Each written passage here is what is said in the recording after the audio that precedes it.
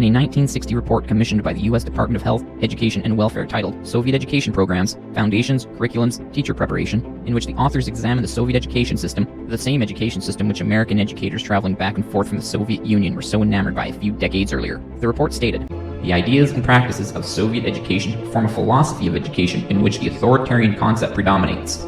Major efforts of USSR schools during the past 30 years have been to train youngsters for the government's planned economic programs and to inculcate devotion to its political and social system.